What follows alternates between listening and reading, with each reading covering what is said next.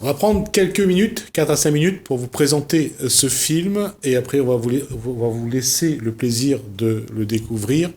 Alors, la question d'abord à la jeune fille de 17 ans qui est là et qui est vraiment dans... Je veux dire, par rapport justement à ces 17 ans, quand on compare les films de notre génération à cette génération-là, il y a beaucoup de changements. Oui, il y a beaucoup de changements. Donc, hormis ce qu'on disait tout à l'heure, le numérique, et hormis les personnages, on s'intéresse. Tout a changé, la mode, les vêtements, tout le décor et toute la façon de travailler a changé. Et donc ça se ressent. Et ce qui est vraiment terrible, c'est dans l'écriture. C'est l'écriture cinématographique a tellement évolué. On ne va pas écrire en tenant compte des mêmes décors, puisque on peut écrire plus librement, je veux dire, puisque on sait que derrière, il va y avoir un staff, une équipe qui va pouvoir mettre ce que... Voilà, elle parlait tout à l'heure de la poésie qu'il y avait à l'intérieur d'une semaine de la vie d'un personnage. Et bien cette poésie-là, on va l'avoir dans le film qu'avant, c'était beaucoup plus difficile, puisqu'il fallait construire, faire des découpages sur les décors et autre chose, quoi. Sur ce document on va faire découvrir aux téléspectateurs, qu'est-ce que Célia a envie que le public voit? Ce que j'ai envie que la Réunion voit, c'est que... Et ailleurs, parce qu'on nous regarde aussi un peu ailleurs. Hein. Que le public voit. J'aimerais qu'on retienne de ce trajet qu'on a fait, pas seulement les deux actrices, c'est-à-dire moi et Touma, qui marchent en chantonnant, mais surtout retenir le trajet et surtout se dire que ce trajet-là a été fait a été traversé par des petits-enfants. Et quand ils arrivent à la fin, comme nous, on était heureux parce que ça allait être la pause goûter, on allait manger, bah eux, c'était pas ça. C'était maintenant c'est ça ma vie. Vivre dans un dortoir, loin de ma famille, loin de mes amis, pour construire un chemin pour répondre aux besoins d'un tel ou d'un tel, à qui je ne dois rien. Et du coup, je pense que retenez surtout le fait que c'est une histoire qui nous appartient et il faut qu'on la reprenne en main parce qu'elle a été trop longtemps oubliée et peut-être on a essayé de nous la faire oublier et justement de se la réapproprier et de se dire que la Réunion, des enfants ont subi ça ici et qu'il faut comprendre que on n'a pas à faire ça à nos enfants. C'est pas parce que on est Comore, on est rayonnais, on est malgache qu'on a à subir ça parce que en France on désire que on soit soumis plus bactère.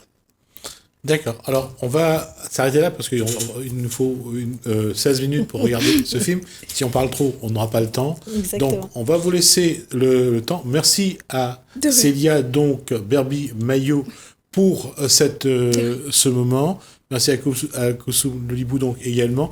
La question que je veux dire, c'est que vous aurez l'occasion de la revoir sur ce plateau. Elle viendra montrer ses autres productions et on va accompagner elle et sa classe pour montrer que à La Réunion, il y a du talent et on n'a pas besoin de les mettre dans des maisons pour les obliger à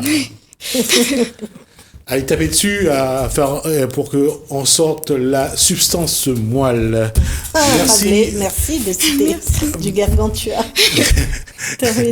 Merci donc à Célia Berby-Maillot, merci à Koussoum Lolibou donc pour ça. Merci également à vous de regarder ce document. Merci Hélène, merci François, je vous dis à bientôt et je vous propose d'apprécier cette production de jeunes réunionnais qui sont au lycée.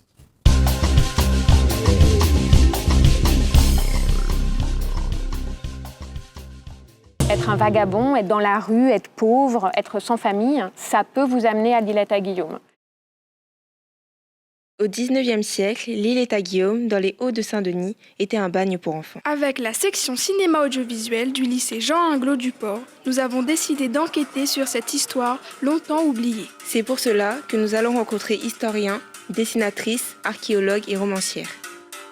L'île à Guillaume, c'est une maison de correction qui va enfermer des enfants entre les années 1863-64 et jusqu'aux années 1878. 15 ans où on va envoyer, c'est surtout la justice qui envoie des enfants. C'est cette histoire-là que moi je vais essayer de raconter. J'ai essayé de faire une partie carnet de voyage qui va expliquer un peu les fouilles, les recherches sur le site. Et en même temps, une partie BD qui sera plus fictionnelle, qui va s'intéresser à l'histoire d'un des enfants, une histoire de fiction, quoi.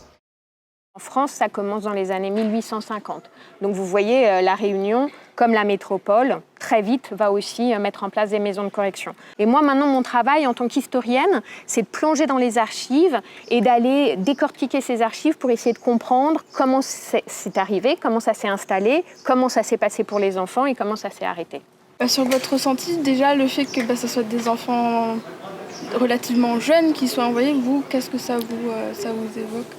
Se retrouver sur ce plateau, dans les ruines, en essayant d'imaginer que c'est des enfants qui, jour après jour, ont construit les murs, ont construit la route, parfois sont tombés dans les remparts, c'est extrêmement émouvant. Je pense qu'il y a même des moments où j'ai un peu la chair de poule et ça aide beaucoup ensuite pour se dire qu'on va essayer de transmettre cette émotion au moment de l'écriture et au moment du travail. Donc, il faut imaginer, ça c'est la Providence, et là il dessine le chemin qu'on doit faire pour aller jusqu'à l'Îlette à Guillaume. Vous allez voir, quand vous allez y aller, vous allez prendre vraiment ce chemin. On monte Saint-Bernard, on arrive à une fenêtre. Là, il y avait la case du frère Alexandre.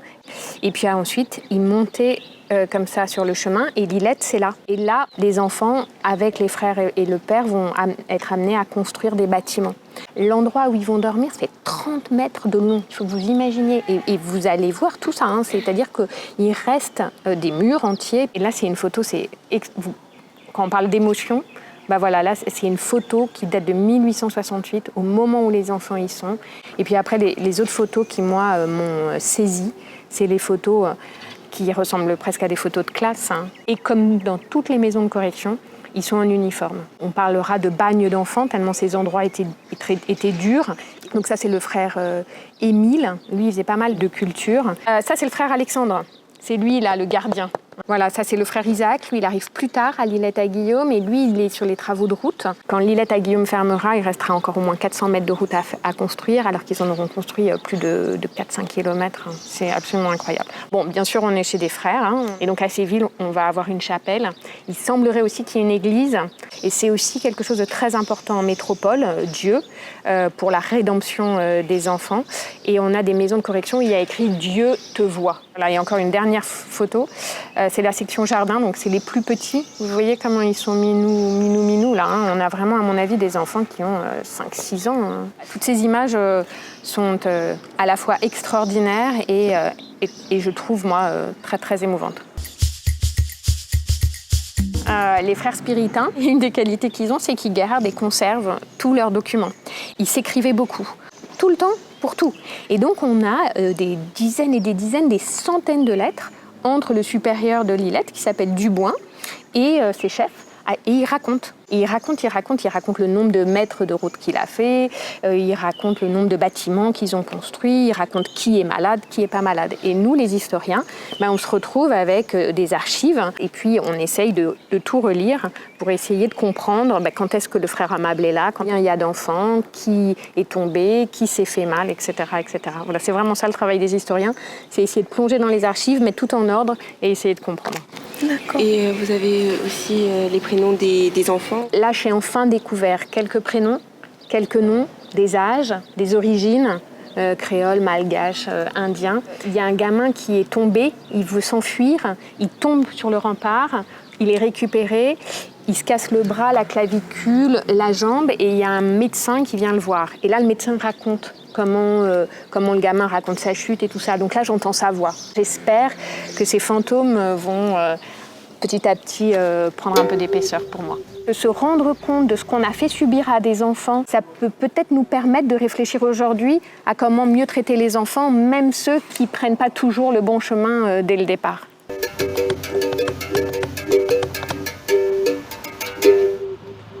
Nous quittons le port et nous arrivons dans les Hauts de Saint-Denis. Il va nous falloir plusieurs heures de marche avant d'accéder à l'Îlette à Guillaume.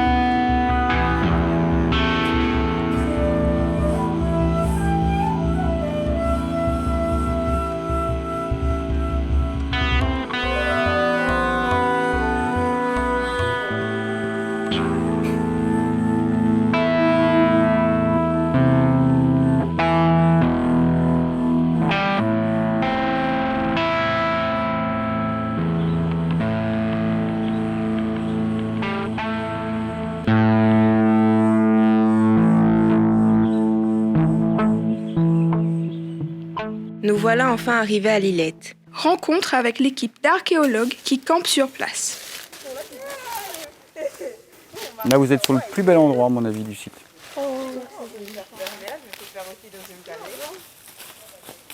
Bonjour. Notre rôle ici, il est triple sur site. Il faut qu'on fasse un relevé de toutes les élévations des ruines qui sont visibles ici, de façon à faire une image 3D et à observer les maçonneries pour voir comment elles sont construites, voir leur chronologie, quel bâtiment a été construit l'un avant l'autre, après l'autre, etc. Ça, c'est la première mission. La deuxième mission, c'est de faire une étude archéobotanique avec une de mes collègues, Fanny Lachery, qui est ici, qui va faire des grands transects à travers l'Illette pour voir l'évolution de la végétation. Voir s'il y a des traces de la première colonie agricole avant l'installation du pénitencier dans les années 60 et 70, qui eux ont pratiqué l'agriculture, café, tabac, quinine, etc.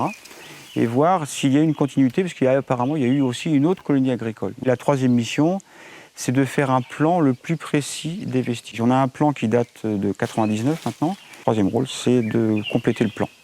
Notre rôle ici est de voir les relations entre les différents murs. Et puis, ce qu'il faut aussi, c'est essayer de déterminer à quoi servent chacun des espaces qu'on a sous les yeux.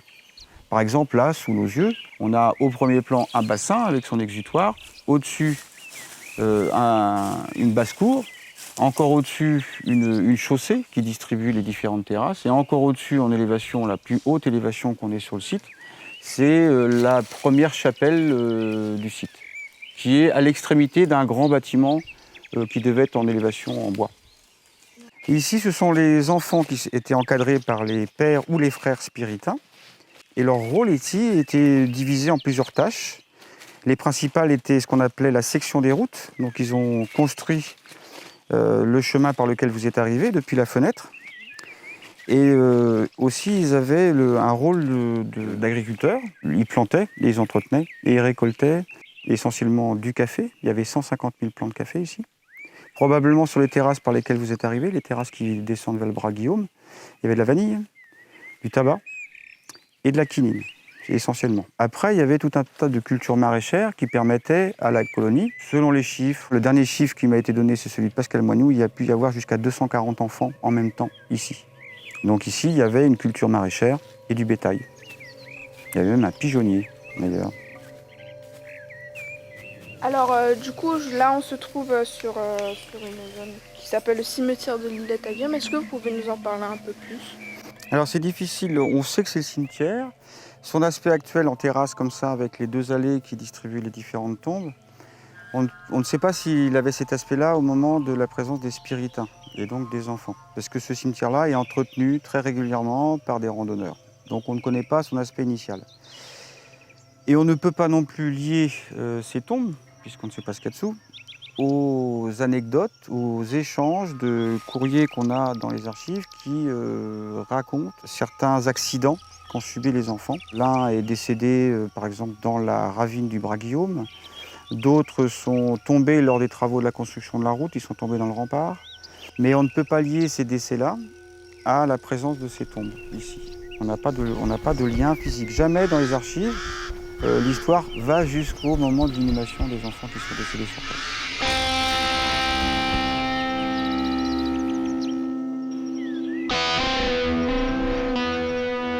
Et ouais, ça c'est une vue quand tu arrives sur l'Illette avec le bras Guillaume qui part d'un côté et qui vient s'amener de l'autre.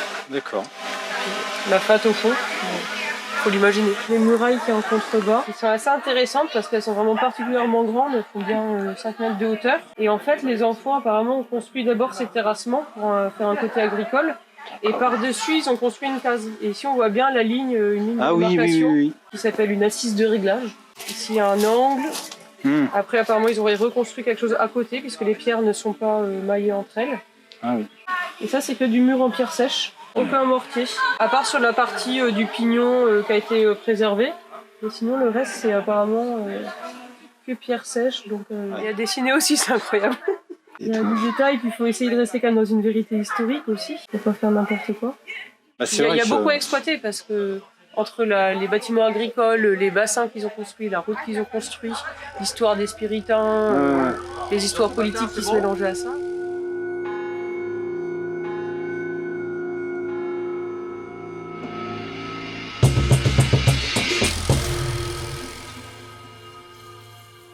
Retour au lycée. Nous recevons Pascale Moignoux, la romancière historienne qui a redécouvert toute l'histoire du bagne des enfants. Bonjour. Bonjour mademoiselle. Bienvenue au lycée polyvalent Jaurès-Glaude. Merci de m'accueillir. Moi c'est Célia. Et moi c'est Touma. Et moi c'est Pascal. Allons-y. J'aime m'attaquer à des histoires de l'océan Indien et plus particulièrement de la Réunion qui sont méconnues en les rendant accessibles au grand public. Comment avez-vous surtout découvert l'histoire de l'îlette à Guillaume et pourquoi elle vous a tant passionné? C'est une histoire qui était totalement méconnue et absolument rien ne signalait aux randonneurs que des enfants avaient vécu là et y étaient morts après avoir assumé des travaux extrêmement difficiles. Donc j'ai trouvé que c'était une injustice profonde. Et je me suis dit qu'en faisant connaître cette histoire au grand public, peut-être y allait-il avoir plus de chances d'entraîner tout un mouvement de la population pour qu'on arrive enfin à préserver ce site et à le faire connaître. Que pensez-vous de l'avenir de l'île à Guillaume? Et il y a un cimetière pour enfants où il n'y a même pas le nom des enfants qui sont enterrés. Et j'espère qu'il y aura un entretien régulier du site qui sera fait, qu'une mise en valeur des vestiges, qu'on indique aux gens qu'à tel endroit il y avait une chapelle, à tel endroit il y avait le logement des enfants, que là il y avait le cimetière, que les enfants sont morts dans ces conditions-là. Je suis sûre que du coup il y aura beaucoup plus de respect de la part des randonneurs qui iront sur le site et que chacun y fera très attention, ce qui n'est pas forcément le cas jusqu'à maintenant, tout simplement par ignorance.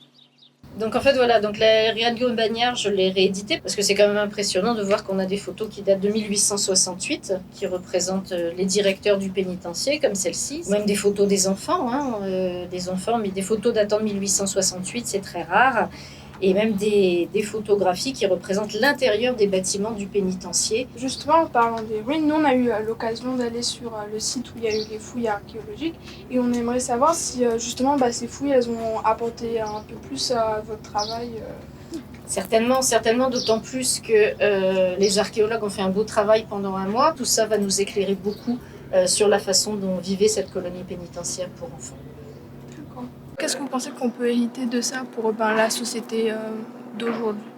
Je pense qu'on peut en tirer des leçons, puisqu'on voit qu'actuellement, même nous avons des députés et des sénateurs qui sont en train de réfléchir à une loi pour savoir comment on pourrait à nouveau rouvrir des établissements pour enfermer les mineurs.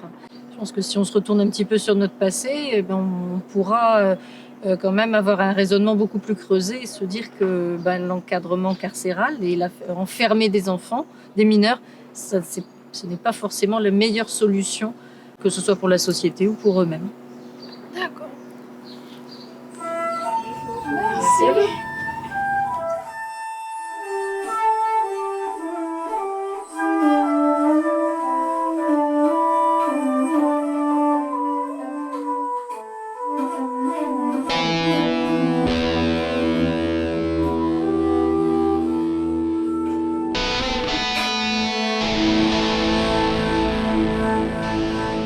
La mission archéologique à l'île à Guillaume a duré un mois.